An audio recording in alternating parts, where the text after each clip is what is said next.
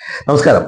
ഈ വീഡിയോയിൽ പറയാൻ ഉദ്ദേശിക്കുന്നത് ആരൊക്കെ ഇൻകം ടാക്സ് ഫയൽ ചെയ്യണം എന്നുള്ളതാണ്. ഇപ്പൊ എല്ലാവർക്കും അറിയാം ഇൻകം ടാക്സ് ഫയൽ ചെയ്യാനുള്ള സമയമായി. സാലറീഡ് എംപ്ലോയീസിനെല്ലാം ജൂലൈ 31 തീയതിയും ബിസിനസ് ഇൻകം എല്ലാം ഓഗസ്റ്റ് 31 തീയതിയായി. അപ്പോൾ 2-3 മാസത്തിനുള്ളിൽ ഒരുമാതിരിപ്പെട്ടവരൊക്കെ ഇൻകം ടാക്സ് ഫയൽ ചെയ്യാനായിട്ടുണ്ട്. പലരെ സംബന്ധിച്ചിടത്തോളം ആരൊക്കെ ഫയൽ ചെയ്യണം എന്ന് പറഞ്ഞൊരു സംശയമുണ്ട്. ചിലരൊക്കെ നമ്മളാരും ഇതിനകത്ത് ഉൾപ്പെടില്ല എന്നുള്ളൊരു ധാരണയിലേക്ക് ഇരിക്കുന്നവരുണ്ടാവും.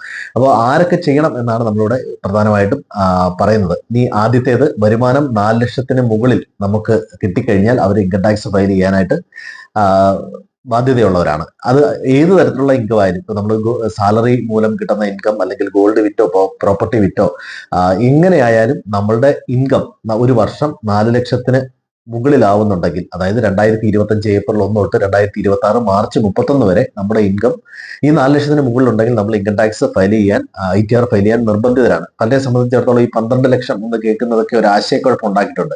അതിനപ്പുറം നിങ്ങളുടെ വരുമാനം 4 ലക്ഷത്തിന് മുകളിലാണോ, നിങ്ങൾ ഇൻകം ടാക്സ് ഫയൽ ചെയ്യേണ്ടവരാണ്. ഇനി 12 ലക്ഷം വരെ ഒരു റിബേറ്റ് വരെ കൊണ്ട് ഒരു എക്സംഷൻ കിട്ടുന്നവരാണ് ഈ 12 ലക്ഷം വരെ സാലറി നേടുന്നവർ. ഇവർ ഇൻകം ടാക്സ് ഫയൽ ചെയ്യേണ്ടതാണോ എന്ന് ചോദിച്ചാൽ ഇൻകം ടാക്സ് ഫയൽ ചെയ്യണം, പക്ഷെ ഇവര് ടാക്സ് അടയ്ക്കേണ്ട എന്നുള്ളതേ ഉള്ളൂ. അപ്പോൾ സംശയലേശമന്യേ നമുക്ക് പറയാം, വരുമാനം 4 ലക്ഷത്തിന് മുകളിൽ വരുന്നവരെല്ലാം ഇൻകം ടാക്സ് ഫയൽ ചെയ്യേണ്ടവരാണ്, ഏത് തരത്തിലുള്ള ഇൻകം ആയാലും. ഇനി ഇത്തരത്തിൽ ഫയൽ ചെയ്തില്ലെങ്കിൽ 5000 രൂപ വരെ നമുക്ക് പിഴ അടയ്ക്കേണ്ടതായിട്ട് വരാം എന്നുള്ളതാണ്.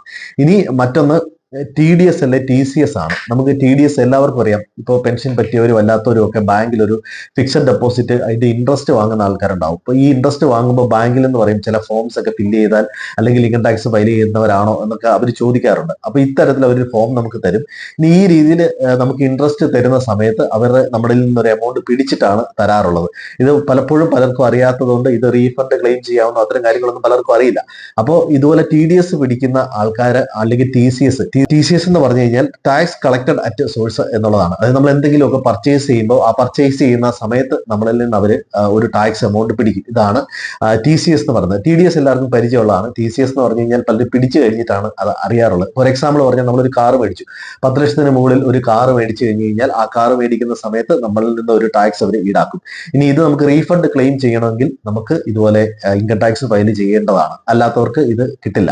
അതുപോലെ തന്നെയാണ് TDS-ഉം. ഇപ്പോൾ ചെറിയ വരുമാനം ഉള്ളവരാണെങ്കിൽ പോലും അവരുടെ TDS പിടിച്ചു കഴിഞ്ഞാൽ ആ വരുമാനം നമുക്ക് ക്ലെയിം ചെയ്ത് തിരിച്ചു വാങ്ങിയെടുക്കാൻ പറ്റും. അപ്പൊ അതിന് വേണ്ടിയിട്ടും നമ്മൾ ഇൻകം ടാക്സ് ഫയൽ ചെയ്യണം. ഇനി മറ്റൊരു വിഭാഗം 1 ലക്ഷത്തിൽ കൂടുതൽ കറണ്ട് ബില്ല് ആയ ആൾക്കാർ ഇൻകം ടാക്സ് ഫയൽ ചെയ്യണം.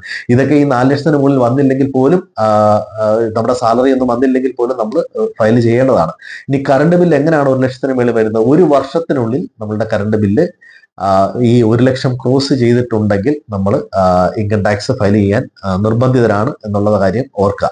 ഇനി മറ്റൊന്ന് വിദേശയാത്ര. ഇപ്പോൾ മിക്കവരും വിദേശത്തൊക്കെ ടൂർ പോകാറുണ്ട്. അങ്ങനെ വിദേശയാത്രയുടെ എക്സ്പെൻസ്, അപ്പൊ ഇതിനകത്ത് ടിക്കറ്റ് ചെലവാണോ എന്നും നമുക്ക് പലർക്കും സംശയം തോന്നാം. വിദേശ യാത്രയിൽ ഉടനീളം നമുക്ക് ചെലവായതെല്ലാം, അതായത് താമസം, ഭക്ഷണം, യാത്ര, അവിടുന്ന് എന്തെങ്കിലും സാധനം വാങ്ങിയിട്ടുണ്ടോ, അല്ലെങ്കിൽ ക്രെഡിറ്റ് കാർഡോ ഡെബിറ്റ് കാർഡോ ഒക്കെ ഉപയോഗിച്ചിട്ടുണ്ടോ, ഇങ്ങനെ ഉപയോഗിച്ചാലും നമുക്ക് മുമ്പ് പറഞ്ഞ TCS പിടിക്കും. അപ്പൊ ഇത്തരം കാര്യങ്ങളൊക്കെ 2 ലക്ഷത്തിന് മുകളിൽ വിദേശയാത്രയ്ക്ക് ചെലവഴിച്ചവരും നിർബന്ധിതരായിട്ട് ഈ ഇൻകം ടാക്സ് ഫയൽ ചെയ്യേണ്ടവരാണ്. നേപ്പാൾ, ഭൂട്ടാൻ പോലുള്ള ചില രാജ്യങ്ങളിലേക്കുള്ള യാത്രയ്ക്ക് മാത്രം ഇത് എക്സംപ്റ്റ് ചെയ്തിട്ടുണ്ട്, അല്ലാത്തവരെല്ലാം ഇത് ഫയൽ ചെയ്യേണ്ടതാണ്. ഇനി മറ്റൊരു വിഭാഗം ബാങ്കിൽ വലിയ തുകയൊക്കെ നിക്ഷേപിക്കുന്ന ആൾക്കാരുണ്ട്. ഇപ്പൊ അതായത് ഒരു വർഷത്തിനുള്ളിൽ നമ്മൾ കറണ്ട് അക്കൗണ്ടിൽ 1 കോടി രൂപയ്ക്ക് മുകളിൽ നമ്മൾ ഡെപ്പോസിറ്റ് ചെയ്യേണ്ട ഒരു അവസ്ഥ വന്നു കഴിഞ്ഞാൽ അവരെ സംബന്ധിച്ചിടത്തോളം ഇൻകം ടാക്സ് ഫയൽ ചെയ്യണം. മറ്റൊന്ന് 50 ലക്ഷത്തിന് മുകളിൽ നമ്മുടെ സേവിങ്സ് അക്കൗണ്ടിലേക്ക് ഡെപ്പോസിറ്റ് ചെയ്യേണ്ടി വന്നാൽ അവരെ സംബന്ധിച്ചിടത്തോളം ഇൻകം ടാക്സ് നിർബന്ധിതരാണ്. ഒരു കാര്യം ഓർക്കുക, ഇവരൊക്കെ 4 ലക്ഷത്തിൽ താഴെയാണ് ഇവരുടെ വരുമാനമെങ്കിലും ഇത്തരം രീതിയിൽ നമ്മുടെ അക്കൗണ്ടിലേക്ക് ക്യാഷ് ഡെപ്പോസിറ്റ് ചെയ്യേണ്ടി വന്നു കഴിഞ്ഞാൽ ഇൻകം ടാക്സ് ഫയൽ ചെയ്യേണ്ടവർ തന്നെയാണ് എന്നുള്ള കാര്യം ഓർക്കുക.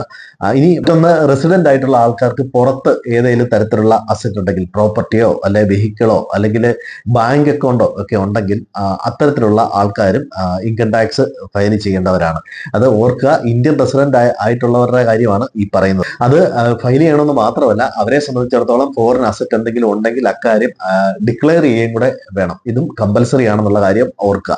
ഇനി മറ്റൊന്ന്, നമ്മൾ ബിസിനസ്സോ പ്രൊഫഷനോ അത്തരം കാര്യങ്ങൾ, ഇപ്പം അഡ്വക്കറ്റർമാരോ അല്ലെങ്കിൽ ഡോക്ടർമാരോ അത്തരത്തിലുള്ള പ്രൊഫഷൻ കൈകാര്യം ചെയ്യുന്നവർ അല്ലെങ്കിൽ നമ്മൾ ബിസിനസ് നടത്തുന്നവരൊക്കെ അവരുടെ ഒരു വർഷത്തെ ടേൺ ഓവർ, ബിസിനസ് ഉള്ളവരുടെ കാര്യമാണ് ഈ പറയുന്നത്, അത് 60 ലക്ഷത്തിന് മുകളിൽ വന്നാൽ അവർ ഇൻകം ടാക്സ് ഫയൽ ചെയ്തിരിക്കണം. ഇനി പ്രൊഫഷണൽ ഉള്ളവര് അവരുടെ ഇൻകം 10 ലക്ഷത്തിന് മുകളിലായാൽ അവരെ സംബന്ധിച്ചിടത്തോളം കൃത്യമായിട്ടും ഇൻകം ടാക്സ് ഫയൽ ചെയ്യണം. ഇത്തരത്തിലൊക്കെ ഫയൽ ചെയ്യാതിരുന്നാൽ മുമ്പ് സൂചിപ്പിച്ച പോലെ 5000 രൂപയാണ് ഇതിന് പിഴ ഈടാക്കുന്നത്. ഇനി മറ്റൊന്ന്, ലോസ് നമുക്ക് ഇപ്പൊ എക്സാമ്പിൾ പറഞ്ഞാൽ നമ്മൾ ഷെയർ ട്രേഡിംഗ് ചെയ്യുന്നുണ്ട്, നമുക്ക് ഒരു വർഷത്തെ നമുക്ക് ലോസ് ആണ് സംഭവിച്ചെങ്കിൽ ഈ ലോസ് നമുക്ക് അടുത്ത വർഷത്തേക്ക് ക്യാരി ഫോർവേഡ് ചെയ്യാം. ക്യാരി ഫോർവേഡ് ചെയ്യുക എന്ന് പറഞ്ഞാൽ അടുത്ത വർഷം നമുക്ക് പ്രോഫിറ്റ് ആണെങ്കിൽ ആ പ്രോഫിറ്റും ഈ പ്രാവശ്യത്തെ ലോസുമായിട്ട് നമുക്ക് സെറ്റ് ഓഫ് ചെയ്തെടുക്കണം. അത്തരത്തിലൊരു ആവശ്യം ഉണ്ടെങ്കിൽ അവരും ഇൻകം ടാക്സ് ഫയൽ ചെയ്യേണ്ടതാണ്.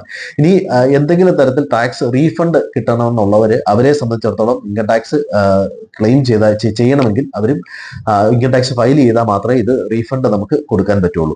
ഇനി മറ്റൊന്ന്, ഇപ്പൊ ലോണിന് അപ്ലൈ ചെയ്യുന്നവര് അല്ലെങ്കിൽ വിസയ്ക്ക് അപ്ലൈ ചെയ്യുന്നവര് എന്തെങ്കിലും ടെൻഡർ അല്ലെങ്കിൽ സർക്കാർ പദ്ധതികൾ എന്നിവയ്ക്കൊക്കെ വരുമാന രേഖയായിട്ട് ഇൻകം ടാക്സ് അക്നോളജ്മെന്റ് നമ്മൾ ഉപയോഗിക്കാറുണ്ട്. അത്തരത്തിൽ വരുമാന രേഖയായിട്ട് ഉപയോഗിക്കാൻ ആവശ്യമുള്ളവരും ഇൻകം ടാക്സ് ഫയൽ ചെയ്യേണ്ടതാണ്. അപ്പോൾ ഈ മുമ്പ് സൂചിപ്പിച്ച ഇതിൽ ബാധകമായ എല്ലാ ആൾക്കാരും ഇൻകം ടാക്സ് നിർബന്ധമായിട്ട് ഫയൽ ചെയ്യേണ്ടവരാണ്. എല്ലാവരും ഓർക്കുക, 2026 ജൂലൈ 31 തീയതിയാണ് സാലറീഡ് എംപ്ലോയീസ് അല്ലെങ്കിൽ അത്തരത്തിൽ ഇൻകം ഉള്ളവരെ സംബന്ധിച്ചിടത്തോളം അവസാന തീയതി. ബിസിനസ് ഇൻകം ഉള്ളവരെ സംബന്ധിച്ചിടത്തോളം ആഗസ്റ്റ് 31. മുകളിൽ പറഞ്ഞ എന്തെങ്കിലും കാര്യത്തെ പറ്റി നിങ്ങൾക്ക് സംശയം ഉണ്ടെങ്കിൽ നിങ്ങൾ തീർച്ചയായിട്ടും കമന്റ് ചെയ്യുക. ഇൻകം ടാക്സ് പരമായിട്ടോ അല്ലെങ്കിൽ ടാക്സ്, സ്റ്റോക്ക് മാർക്കറ്റ് നിക്ഷേപം അല്ലെങ്കിൽ പേഴ്സണൽ ഫിനാൻസ് സംബന്ധിച്ച കാര്യങ്ങൾ അറിയുന്നതിന് വേണ്ടി നിങ്ങൾ ഈ ചാനൽ ഒന്ന് സബ്സ്ക്രൈബ് ചെയ്യുക. ഇതിന് കൂടുതൽ വിവരങ്ങൾ നിങ്ങൾക്ക് അറിയണമെങ്കിൽ ഇതിന് ഡിസ്ക്രിപ്ഷനിൽ കൊടുത്തിട്ടുള്ള ഫോൺ നമ്പറിൽ ബന്ധപ്പെടുക. അപ്പോൾ എല്ലാവർക്കും നല്ലൊരു ദിനം ആശംസിക്കുന്നു. Thank you.